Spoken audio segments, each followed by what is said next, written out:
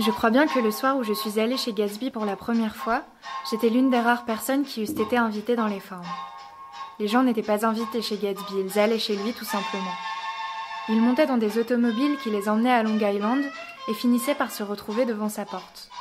Une fois sur place, ils se faisaient présenter par quelqu'un qui connaissait Gatsby.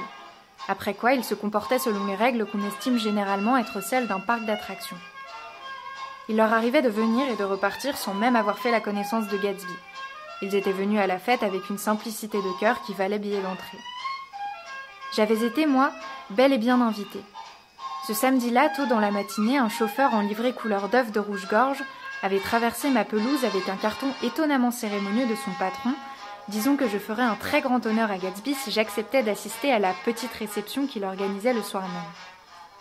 Il m'avait aperçue à plusieurs reprises et avait depuis longtemps l'intention de me rendre visite, mais un concours de circonstances particulier l'en avait empêché. C'était signé Jay Gatsby, d'une écriture majestueuse.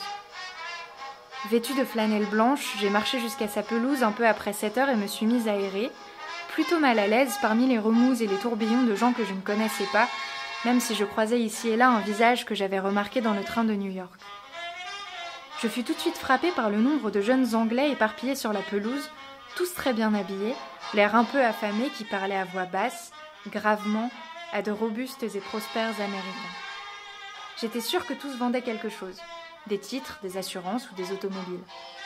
Ils avaient au moins conscience, une conscience torturante, de la présence d'argent facile tout autour d'eux et la conviction qu'il suffisait de quelques mots prononcés sur le ton juste pour que cet argent soit à eux. Dès mon arrivée, j'entrepris de trouver mon hôte, mais les 2 ou 3 personnes auxquelles je demandais où il pouvait être me lancèrent des regards effarés et nièrent si farouchement être informés de ses faits et gestes que je m'enfuis comme un voleur vers la table cocktail, l'unique endroit du jardin où un homme seul pouvait s'attarder sans donner l'impression de n'avoir ni but, ni compagnie.